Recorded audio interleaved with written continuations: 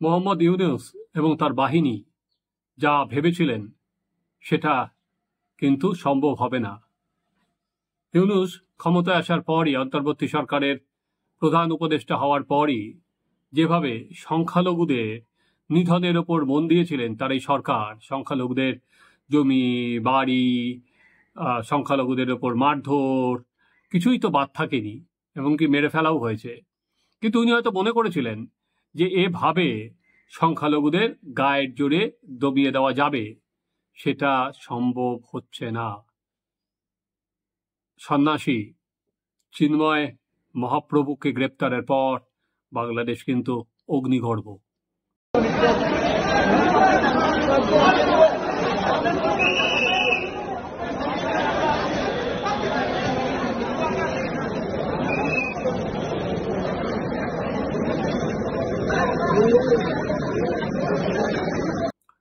ঢাকা থেকে চট্টগ্রাম আজকে প্রতিবাদ শুরু হয়েছে। মানুষ রাস্তা আঁকড়ে রয়েছেন। হ্যাঁ, তাদের ওপর পাল্টা জিহাদিরা আক্রমণ করছে, কিন্তু তা সত্ত্বেও তারা কিন্তু প্রতিবাদের পথ ছাড়ছেন না।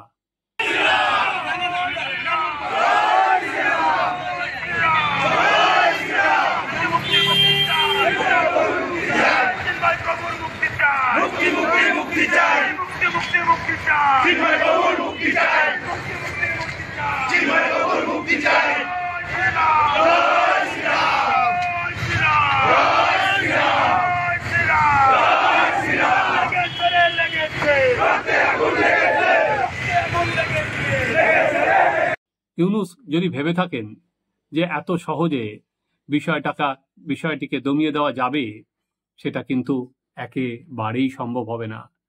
আমরা যখন গ্রেপ্তার করা হয়েছিল চিন্ময় প্রভুকে, তারপর থেকেই দেখেছিলাম যে রাজপথে যারা হিন্দুরা, যারা সনাতনীরা, তারা কিন্তু মিছিল করেছে।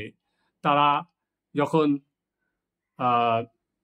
আদালতে চিন্ময় প্রভুকে নিয়ে আসা হয়েছে, সেখানে পর্যন্ত পুলিশ, ইউনূসের পুলিশ তাদের ওপর লাঠিপেটা করেছে, কিন্তু তারপরেও কিন্তু তাদের দমানো যায়নি। এবার চিন্ময় মহাপ্রভুর বিরুদ্ধে কিন্তু যে অভিযোগগুলো আনা হয়েছে সেটা হচ্ছে কিন্তু দেশদ্রোহিতার। হ্যাঁ, ঠিকই শুনেছেন, একেবারে দেশদ্রোহিতার অভিযোগ আনা হয়েছে। এই জন্য তাকে নিম্ন আদালত তার জামিন নাকচ করেছে। উনি আদালতে ঢোকার সময় বলেছেন ওনাকে খেতে দেওয়া হয়নি, উনি খেতে পাননি।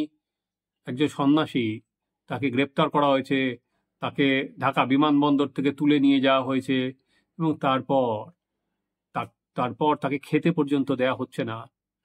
কত আমরা পড়ি যেটা কি, ওনার বিরুদ্ধে অভিযোগটা কি, সেই অভিযোগটা আমি আপনাদের এই প্রথম আলো যে রাষ্ট্রদ্রোহ মামলা কি আছে সেটা থেকে আমি আপনাদের পড়ে দিলে আপনাদের বুঝতে সুবিধা হবে ঠিক ওনার বিরুদ্ধে কি মামলাটা আছে। গত 31শে অক্টোবর চাঁদগাঁও মোহরা ওয়ার্ড বিএনপির সাধারণ সম্পাদক ফিরোজ খান কোতোয়ালি থানায় চিন্ময় কৃষ্ণ সহ 19 জনের বিরুদ্ধে রাষ্ট্রদ্রোহের অভিযোগ করেছিলেন। পরে কিন্তু এই ফিরোজ খানকে বিএনপি দল থেকে বাদ দিয়ে দেয়। তো সেখানে যে অভিযোগ করা হয়েছিল সে মোট 19 জনের বিরুদ্ধে, যে গত 5ই আগস্ট গণ অভ্যুত্থানে সংগঠিত হওয়ার পর নিউ মার্কেট মোড়ে 0 পয়েন্ট স্তম্ভের উপরে বৈষম্য বিরোধী ছাত্র জনতা একটা পতাকা তোলে, যা এখনো সেখানে রয়েছে। 25শে অক্টোবর বাংলার সনাতন জাগরণ মঞ্চের উদ্যোগে লালদিঘির মাঠে একটি মহা সমাবেশ হয়েছিল। চট্টগ্রাম বিভাগের বিভিন্ন এলাকা থেকে হাজারে হাজারে মানুষ সেই সমাবেশে যোগ দেয়। ওদিন চন্দন কুমার ধরসহ 9 জনের ইন্ধনে নিউ মার্কেটের 0 পয়েন্টে স্তম্ভ ও আশপাশের জাতীয় পতাকার ওপর ধর্মীয় ইসকনের পতাকা রঙের তোলা হয়েছিল। এই নিয়ে বলা হচ্ছে নাগরিকদের মধ্যে ব্যাপক ক্ষোভের সৃষ্টি হয়। তো তাই জন্য ওনার বিরুদ্ধে রাষ্ট্রদ্রোহিতার মামলা করা হয়েছে, যেহেতু উনি এই লালদিঘির মাঠে যে সমাবেশ তিনি তার আয়োজন করেছিলেন। এবং সেই সময় যে এরকম একটা দিন আসতে পারে ওনাকে যে গ্রেপ্তার করা হতে পারে, সেখানে চিন্ময় প্রভু কিন্তু আগে থেকেই বলেছিলেন। আপনারা সেটা একবার শুনে নিন ওনার বক্তব্য। হে প্রিয় দেশবাসী, হে আমার সনাতনী সমস্ত মায়েরা, বাবারা এবং ভাই এবং বোনেরা, সমস্ত সংখ্যালঘু জনগোষ্ঠী, আমরা এই দেশের ভূমি সন্তান। এই দেশ আমার মা এবং এই দেশ মাতৃকাকে আশ্রয় করেই জীবনযাপন করা। আমার স্বধর্মের জন্য সর্বোত্তম স্থিতি বলা হয়েছে জননী জন্মভূমিশ্চ স্বর্গাদপি গরীয়সী। সেই মাতৃভূমিতে টিকে থাকার জন্য, একটি অসাম্প্রদায়িক রাষ্ট্র বিনির্মাণের জন্য নবপরিবর্তনের যে ধারা সরকার আনয়ন করার চেষ্টা করছে, সেখানে আমাদের সকলের সাম্য আর সমতা প্রতিষ্ঠার জন্যই মূলত ৮ দফা দাবি নিয়ে আমরা আন্দোলন করছিলাম, যা কোনো রাষ্ট্র সরকার অথবা কোনো দলের পক্ষে বা বিপক্ষে নয়।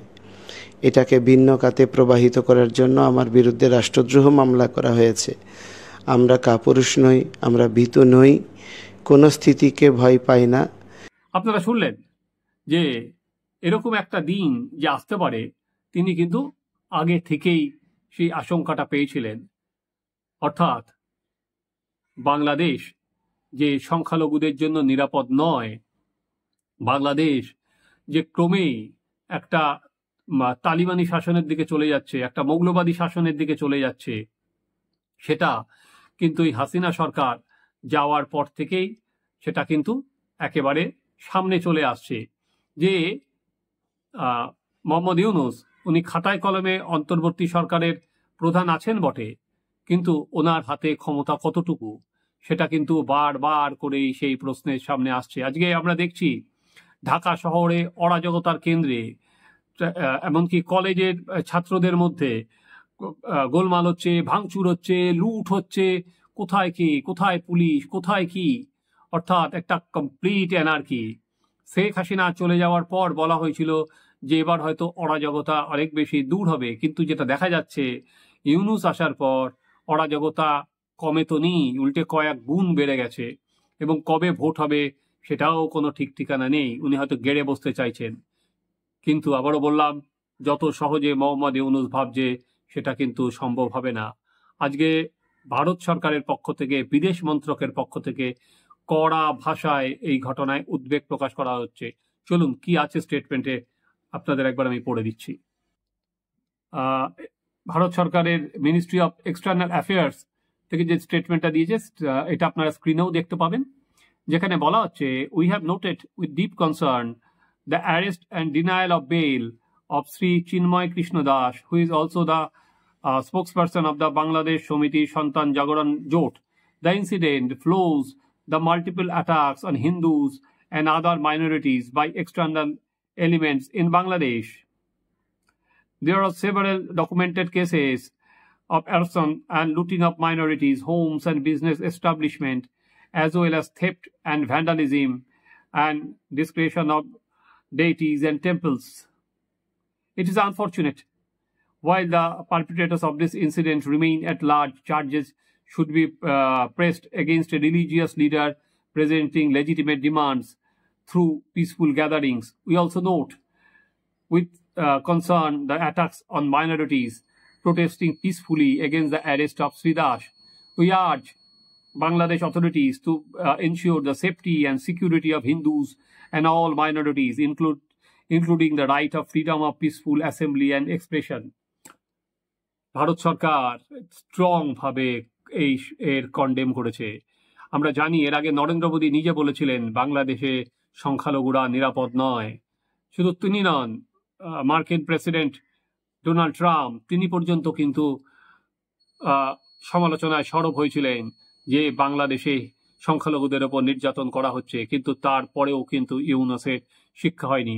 তিনি কিন্তু সেই কাজ চালিয়ে গেছেন, চালিয়েই যাচ্ছেন, এবং এক সন্ন্যাসীকে অ্যারেস্টের মাধ্যমে উনি কিন্তু বুঝিয়ে দিলেন এই সরকারের এজেন্ডা কি। এবার আমরা একদিকে যখন বাংলাদেশ উত্তাল, তার রেশ কিন্তু এসে পড়েছে বঙ্গের রাজনীতিতেও। এখানে দাঁড়িয়ে আমরা দেখছি ইসকন থেকে শুরু করে প্রত্যেকে প্রতিবাদ করবে, রাস্তায় নামবে।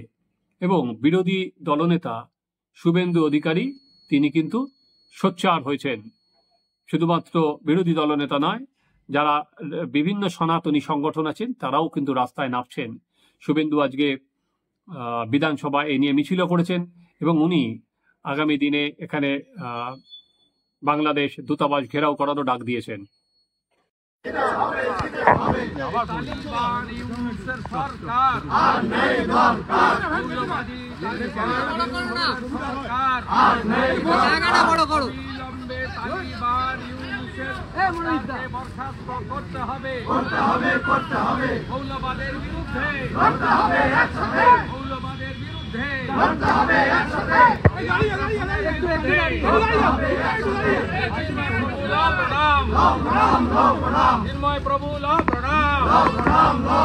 বাংলাদেশের হিন্দুদের অস্তিত্ব মোছা যায়নি, যাবে না। বাংলাদেশের হিন্দুদের অস্তিত্ব মোছা যায়নি, যাবে না। বাংলাদেশের হিন্দুদের সাথে পশ্চিমবাংলার হিন্দুরা লড়াই করছে, করবে।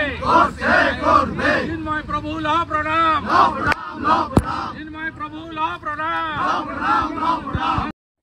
আমি এই কারণেই বললাম যে শুভেন্দু অধিকারী আজকে হিন্দু সমাজকে আর কি একত্রে এর প্রতিবাদ করার কথা বলছেন, অথচ এখনো পর্যন্ত কিন্তু আমি রাজ্য সরকার বা তৃণমূল সরকারের তরফ থেকে এই নিয়ে কোনো কমেন্ট কিন্তু এখনো পর্যন্ত আমি দেখিনি। মমতা বন্দ্যোপাধ্যায়ও কিন্তু এখনো পর্যন্ত কোনো কমেন্ট করেননি।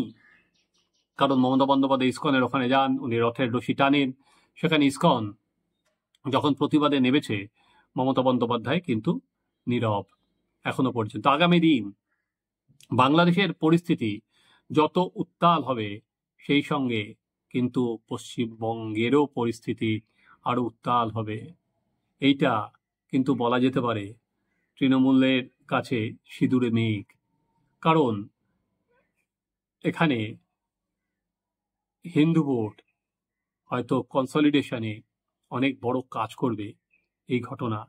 এই যদি তৃণমূল কংগ্রেস এর প্রতিবাদ না করতে পারে, এর সমালোচনা না করতে পারে, কারণ যদি ধরুন আমাদের তো একদম বর্ডারিং একটা স্টেট, এখানে আর একটা অন্য দেশ, সেখানে যে কোনো সময় বর্ডার সীমান্ত এলাকা খোলা, সেখানে দাঁড়িয়ে সব সময় তো উচিত এই সরকারের একটা বিবৃতি দেওয়া। আমরা দেখি কতদিনে এই বিবৃতি দেয়।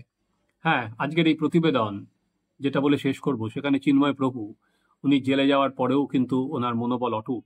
উনি বলেছেন আপনারা প্রতিবাদ জারি রাখুন।